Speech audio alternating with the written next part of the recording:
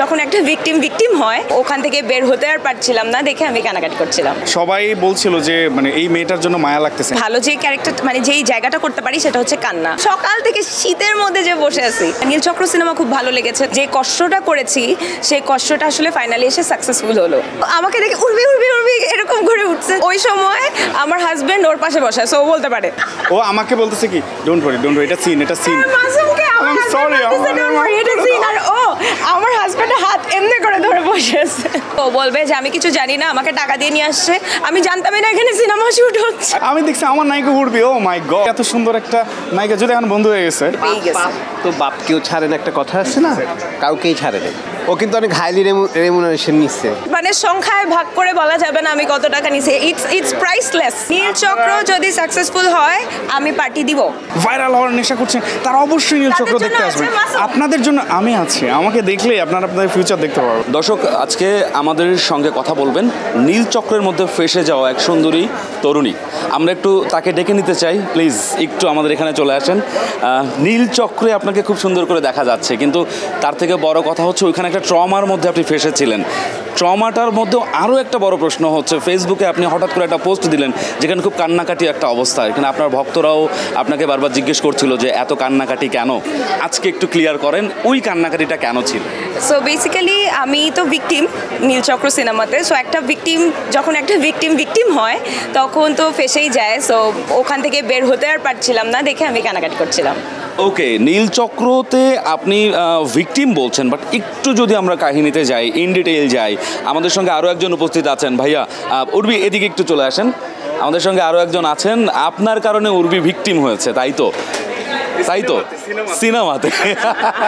ওকে, আমরা একটু জানতে চাই কিভাবে কি হলো।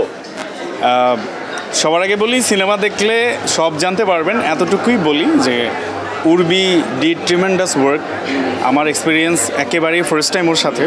ও যে পরিমাণ ডেডিকেটেড একটা আর্টিস্ট এইটা না আসলে ওর পারফরমেন্স দেখলে বোঝা যায়। হলের অডিয়েন্স সবাই বলছিল যে মানে এই মেয়েটার জন্য মায়া লাগতেছে। ইভেন আমি পার্সোনালি আমাকে বলতেছিল বন্ধু মেয়েটার সাথে এটা না করলেও পারতে। দ্যাট মিনস আমার ফ্রেন্ড ওর ওই টাচ জায়গাটা চলে গেছে যে হ্যাঁ এই মেয়েটা সামথিং।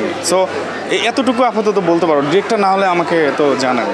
ওকে, আমরা একটু উর্বির কাছে যেতে চাই। উর্বিকে আমরা সবসময় দেখি খুব হাসি খুশি, প্রত্যেকটা কথাতে সে হাসে, দেখেছেন হয়তো। তো সেই জায়গা থেকে আমি একটু উর্বির কাছে জানতে চাই যে কান্নার একটা রোল করতে হলো, কেমন ছিল?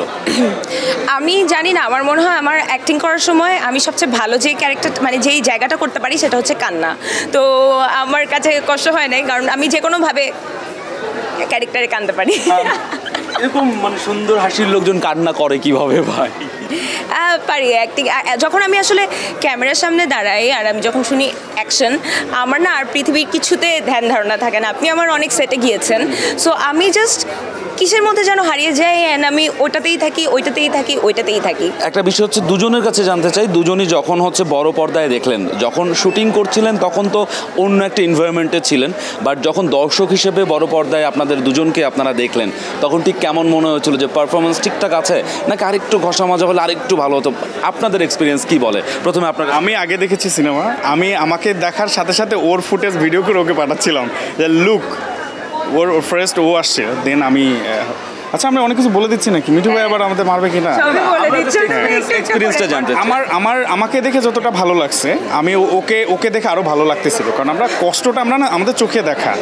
এই কনকনে শীতের মধ্যে আমরা শুটিং করতেছি, আমাদের যে পরিমাণ এই সকালের তুলে নিয়ে যাচ্ছে, আবার সারাদিন রাত জানি না প্যাকআপ হবে কি না, এবং ডেকে সিন করায়। মানে আমরা দুজনে জানতামও না যে আমাদের সিনকে আসলে আসছে। হ্যাঁ তোমাদের ভেবেছি তোমরা দুজন এখানে চলে আসছো, তোমরা এখানে থাকো। কেন গাজীপুরে একবার যে সারাদিন বসে থেকে সন্ধ্যাবেলায় বলছে আজকে শুট নাই, প্যাকআপ। সকাল থেকে শীতের মধ্যে যে বসে আছি। এই যে যখন হচ্ছে থিয়েটারে ঢুকলেন এবং দেখলেন দর্শক আপনাদের দেখছে মনিটরে, আপনারা তাদের সঙ্গে হাই হ্যালো করলেন, ওই সময়টা কেমন ছিল দুজনের জন্য? উর্বি থেকে এবার একটু আগে জানবো, বিকজ অফ উর্বির বোধহয় একটা ফার্স্ট ফিল্ম, প্রথমবার উর্বি হচ্ছে নিজেকে বড় পর্দায় দেখছেন, তো সেই জায়গা থেকে কেমন লেগেছে দর্শক রিয়াকশন? খুব ভালো লেগেছে। আমি আসলে গতকাল এসেছি ফার্স্ট সিনেমা দেখতে, তখন আমি পুরো টিমের সাথে আসি নাই, আমি আমার ফ্যামিলি নিয়ে আলাদা এসেছিলাম। তো তখনও আমি একদম লাস্টে বসেছি, সো আমি অডিয়েন্সের রিয়াকশন দেখতে পারছিলাম। আমার সিনগুলোতে মানে ওরা নার্ভাস হয়ে যাচ্ছিলো যে আমি এখন কি করব। তো ইভেন যখন আমি বের হই দর্শকের সাথে, সবাই আমাকে বলছিল যে আমি খুব ভালো করেছি, নীলচক্র সিনেমা খুব ভালো লেগেছে। তো এটা তো আসলে একটা আর্টিস্টের জন্য অ্যাচিভমেন্ট, যে কষ্টটা করেছি সেই কষ্টটা আসলে ফাইনালি এসে সাকসেসফুল হলো। ওকে ভাইয়া, আপনি যখন আপনাকে বড় পর্দায় দেখলেন ঠিক আপনার কি মনে হচ্ছে প্রথমবার দেখার পরে? এবং এর সঙ্গে আরেকটা প্রশ্ন যুক্ত করে দিচ্ছি, সেটা হচ্ছে যে দর্শক যখন আপনাকে দেখে রিয়াকশন দিচ্ছিল তখন আপনার কাছে কেমন লাগছে? আমি যখন আমাকে প্রথম স্ক্রিনে দেখেছি, আমি আমাকে থ্যাংক ইউ দিয়েছি। Thank you Rezwan, you did a brilliant job. তোমার অনেক দিনের চেষ্টা ছিল এই স্ক্রিনটাতে আসার, ওকে দেখতে পেরেছি। সেকেন্ড কোশ্চেন ছিল যে আমাকে যখন মানে মিডিল এইজ যে গার্ডিয়ানগুলো ছিল, ওনারা যখন আমাকে পার্সোনালি এসে হ্যান্ডশেক করে বলতেছিল যে এটা তুমি ছিলা, হ্যাঁ এই তুমি খুব ভালো করছো, থ্যাংক ইউ, তোমাকে তো চেনা যাচ্ছে না। সো দ্যাট মিনস ওই মানুষগুলো, আমরা তো ইয়াং এজদের থাকে ব্লেসিংস পেতে পেতে অভ্যস্ত। উর্বিও ভাববে যে আমাদের বন্ধু বান্ধব আমাদের বলে দোষ ফাটাই দিচ্ছে যে এটা ভালো হয়েছে ওটা ভালো হয়েছে, কিন্তু একেবারে 50 এইজ এই পার্সনগুলো যখন আমাদের পার্সোনালি বলতেছে যে এই তোমাদেরকে ভালো লাগছে, তোমার অ্যাক্টিং সুন্দর হয়েছে, এই তোমার চুলটা কি কেটে ফেলছো, এই প্রশ্নগুলো যে ওনারা করছে, দ্যাট মিনস মনে হয়েছে তখন যে না, আমার ক্যারেক্টারটা ওদের ওই জায়গাটা পর্যন্ত পৌঁছাতে পারছে। So then I am blessed. Okay ভাইয়া, উর্বির কাছে একটু জানতে চাই, উর্বি একদম সপরিবারে গতকালকে এসেছিলেন থিয়েটারে, আজকেও আপনার নবিতা আপনার সঙ্গে এসেছে। নবিতা যখন প্রথম আপনাকে থিয়েটারে দেখলো, বড় পর্দায় দেখলো, কি বললো? ও তো আমাকে দেখে উর্বি উর্বি উর্বি এরকম করে উঠছে পুরো হলের মধ্যে। তো ও অনেক এক্সাইটেড ছিল, তোর তো ভালোই লাগলো বললো। ওকে, যখন হচ্ছে মানে এইটা হচ্ছে একদম মানে অন্যরকম প্রশ্ন, সেটি হচ্ছে যে যখন হচ্ছে মানে তার সুন্দরী বধূ সে যখন অন্য কারোর সঙ্গে রোমান্টিক কোনো সিন করছে, তখন তার রিয়াকশন কেমন ছিল? সে কি মানে কটপট করে তাকাচ্ছিল, রাগ হচ্ছিল নাকি অন্য কিছু? ওই সময় আমার হাজবেন্ড ওর পাশে বসে, সো ও বলতে পারে। ভাই প্লিজ প্লিজ। এবং এটা আমার লাইফের ওয়ান অফ দ্য মানে ইনোসেন্ট মোমেন্ট আমার লাইফের। এক পাশে আমার শাশুড়ি বসা, এক পাশে আমার জামাই বসা, মাঝখানে রেজওয়ান বসা। আমি সালমানের হাত ধরে বসে আছি, স্ক্রিনে ওর আর আমার দুষ্টু মিষ্টু সিন চলতেছে, আমার হাত চিপে ধরে বসে আছে। ও আমাকে বলতেছে কি ডোন্ট ওয়ারি, এটা সিন, এটা সিন। সরি, আর ও আমার হাজবেন্ডের হাত এমনি করে ধরে বসে আছে। শাশুড়ির রিয়াকশন কি ছিল? দোয়া করে দিয়েছে আমাকে, বলছে যে চালিয়ে যাও, মানে তুমি থামিও না, ভালো করতেছো তোমরা দুজনই। ও বলছে ওকে যদি আমার মা বা আমার শাশুড়ি বলে যে তুমি কেন আমার বউয়ের সাথে বা আমার মেয়ের সাথে এটা করছো, ও বলবে যে আমি কিছু জানি না, আমাকে টাকা দিয়ে নিয়ে আসছে, আমি জানতামই না এখানে সিনেমা শুট হচ্ছে। আই ওয়াজ প্রিপেয়ার যে যদি সামনাসামনি পড়ে যায়, গার্ডিয়ান থাকে না, আমি অনেক সময় আন্টি আসসালামু আলাইকুম, ভালো আছেন, তো কি বলবো, আমি প্রিপেয়ার ছিলাম এটা। বাট ভালো হয়েছে বিকজ আমি সালমান খান আগে থেকেই জানি, সো আমাদের ওই ধাক্কাটা আসলে আমরা পার হয়ে গেছি। ভাই একদম শেষ প্রশ্ন আপনার জন্য, সেটা হচ্ছে এই গল্পটা যখন আপনার কাছ পর্যন্ত আসলো, এই ক্যারেক্টারটা যখন আপনার কাছে আসলো, আপনি কি দেখে রাজি হয়েছিলেন, গল্প না উর্বি? উর্বিকে আমি দেখছি আমার নায়িকা উর্বি, ও মাই গড, আমি ওকে চিনি, সুমন ভাইয়ের শর্ট ফিল্ম করেছিল একটা, ওইটা থেকে। সো আই ওয়াজ তখন থেকেই প্ল্যান ছিল যে ও মাই গড, ক্লোজ আপেও দেখেছিলাম, তো আমার কাছে মনে হয়েছে যে এত সুন্দর একটা নায়িকা, যদি এখন বন্ধু হয়ে গেছে, সো ওকে ওর সাথে স্ক্রিনে আমাকে ভালো লাগবে। ইভেন থ্যাঙ্কস টু মিঠু ভাইকে আমি ইনসিস্ট করেছিলাম, ভাই উর্বিকে নেন। উর্বি খুব দ্রুত বন্ধু হয়ে যায়। মিঠু ভাইয়ের নাম যেহেতু আসলো, মিঠু ভাই প্লিজ চলে আসেন, মধ্যমণি। মিঠু ভাই, প্রথমে আপনার থেকে একটু জানতে চাই নীলচক্র এক্সপিরিয়েন্স কেমন? অসাধারণ, এক কথায়, এক আমার শব্দে। সাথে কাজের এক্সপিরিয়েন্স বলেন। আমাদেরকে কাজ করতে পেরে আপনি কিভাবে গর্বিত? সবচেয়ে মজার বিষয় হচ্ছে যে সেটে প্রত্যেকটা মানুষ উর্বি যখন অ্যাক্টিংয়ের পরে করতেছে, সব মন্ত্রমুগ্ধের মতো ছিল। আপনি তো সিনেমাটা দেখলে বুঝবেন ওর পারফরমেন্সগুলো কত প্যাথেটিকও ছিল, ওইগুলো সব পিনপতন নীরবতা ছিল, ও শুধু কাঁদতেছে, মানে এত অসাধারণ অভিনয় করছে, দুইজনই করছে খুব এত হাসি খুশি একজন মানুষকে আপনি কাঁদালেন কেন? আসলাম কারণ আমার জন্য। এখন তাকে আমরা কি বলবো, ছেড়ে দে শয়তান। না পরিণতি ওর সিনেমায় আসছে। সবাই সবার পরিণতি পাইছে। সিনেমার শুরু থেকে যে যেরকম ক্যারেক্টার ছিল, সে গল্পের এন্ডিংয়ে যেতে যেতে তার সেই ফল সে পেয়ে গেছে। তো বাপকেও ছাড়েন, একটা কথা আছে না, কাউকেই ছাড়ে না।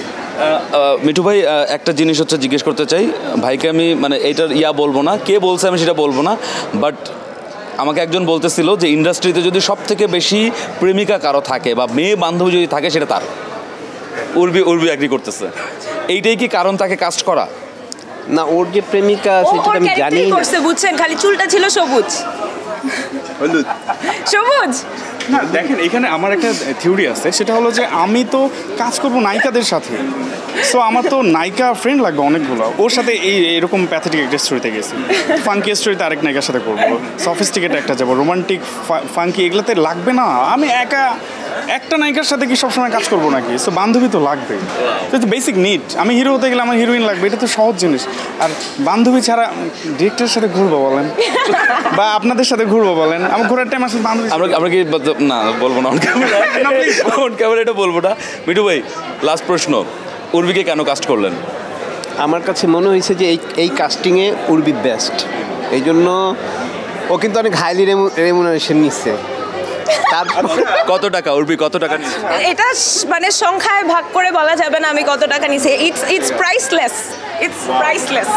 উর্বি যত কাজ করে, যত সাকসেস পায়, প্রত্যেকটা কাজেও সাকসেস পায়, বাট বিষয় হচ্ছে যে আজ পর্যন্ত সে কখনো পার্টি দেয় নাই। না, হ্যাঁ কাউকেই দেয় নাই, রাইট। একমত। এবং বিয়ে দাওয়াত পর্যন্ত দেয় নাই। বিয়ের দাও তো পাই। আমরা চাই এই ক্যামেরার সামনে উর্বি এখন বলবে যে ও এখান থেকে বের হয়ে আমাদেরকে ট্রিট দেবে। ইয়ে পার্টি। কবে সেটা কবে? এখন এখান থেকে বের হয়ে এখন না, লাল দিন। ও আসুক সিলেট থেকে।